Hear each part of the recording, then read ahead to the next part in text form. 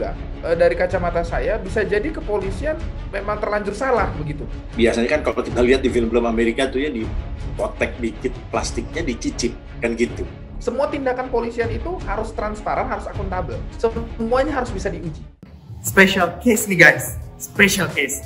Jadi kalian udah pada dengar belum soal kasus penangkapan 2 penjual sabu palsu yang ada di Medan? Jujur ini kasus rare banget. Belum tentu nih kita dapat kesempatan buat lihat kasus-kasus ala Breaking Bad begini lagi besok-besok. Kocak sih. Jadi biar nggak sia-sia, apa nih yang bisa kita pelajarin dari kasus ini? Jadi nih guys, kasus sabu palsu ini ketahuan setelah anggota polisi dari Polrestabes Medan melakukan undercover buying alias nyamar pura-pura jadi pembelinya. Polisi berhasil sih nangkep 2 orang pelaku yang katanya dagang narkoba itu, yang namanya, bentar gue cek di berita yang gue baca dulu ya, itu Diki Zulkarnain dan Septian Willy Perdana. Tapi ternyata barang bukti yang disita adalah garam. Oke lanjut guys. Jadi, perdebatan muncul setelah itu karena polisi menjerat 2 pelaku dengan pasal 114 ayat 2 subsidiar pasal 112 ayat 2 Jungto, pasal 132 Undang-Undang Nomor 35 Tahun 2009 tentang narkotika. Jadi mereka ini terancam hukuman seumur hidup dan minimal 6 tahun penjara loh guys. Nggak main-main ancamannya, cuman buat 3 kg garam.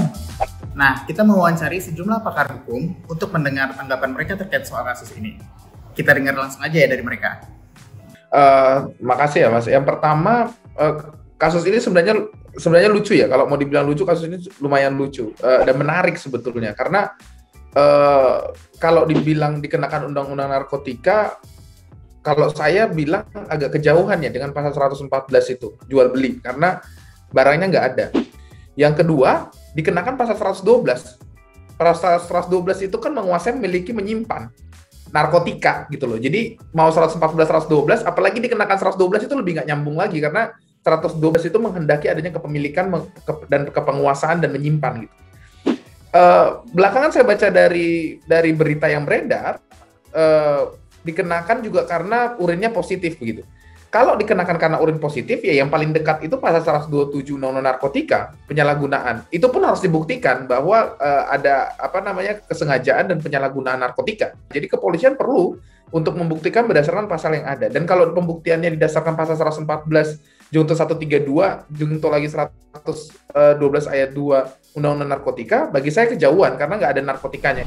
Kalau menurut saya tidak tepat ya, karena pasal yang dikenakan itu ya khusus komoditinya atau apa yang dijualnya adalah narkoba gitu, ya narkotika.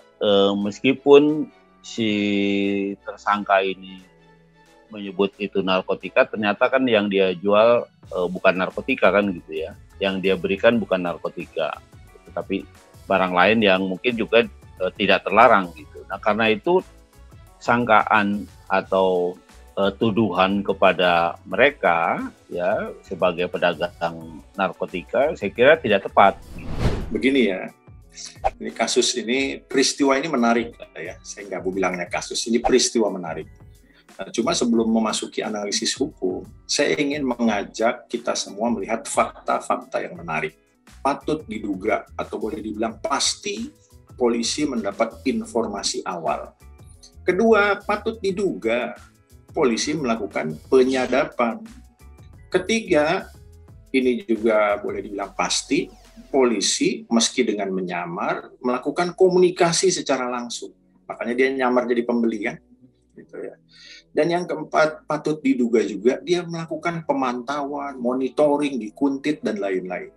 Nah, sekarang yang harus kita bayangkan adalah seandainya 4 hal itu sungguh sudah dilakukan oleh polisi, kok ia masih salah tangkap? Nah, analisis atas fakta ini menarik. Kenapa menarik? Berarti polisi tidak memonitor, memantau, menguntit dengan sungguh-sungguh dong. Narkotika itu sesuatu yang dilarang sendiri. Menipu itu satu perbuatan juga yang dilarang. Nah, karena itu dua-duanya merupakan kejahatan. Meskipun umpamanya menipunya bukan dengan narkotika, ya, itu pasti kena, gitu ya. Karena memang pasal penipuan itu dimaksudkan pada penipuan perbuatan yang menipu seseorang dengan komoditas yang halal gitu, yang tidak dilarang barangnya. Nah, kalau ini kan udah dua ya, sudah komoditasnya dilarang ya, yang menjadi objek jual belinya dilarang gitu ya, dan perbuatannya pun sebenarnya dilarang dengan cara menipu ya. Tetapi penipunya sendiri tidak akan menipu menjual narkoba itu tidak akan ada pernah prosesnya dilakukan oleh siapapun terhadap siapapun. Yang kedua sebenarnya menarik dari peristiwa ini itu sebetulnya penggunaan metode undercover buying atau pembelian terselubung itu. Karena sebenarnya metode ini mirip entrapment atau penjebakan, tapi dia jadi sah karena Undang-Undang Narkotika memberikan itu. Karena apa? Karena memang dia ditujukan untuk menjerat bandar atau peredaran gelap narkotika yang besar begitu ya. Nah, ini kan jadi lucu. Yang ditangkap adalah pengguna narkotika karena polisi sudah bilang mereka penyalahguna narkotika. Mereka juga menggunakan narkotika, tapi kalau yang digunakan adalah dua metode ini, harusnya sih ekspektasinya yang didapat adalah barang yang besar gitu loh, ada tangkapan yang besar. Nah, ini menunjukkan adanya inkompetensi. Jadi, kalau saya menduga dari kacamata saya, bisa jadi kepolisian memang terlanjur salah begitu.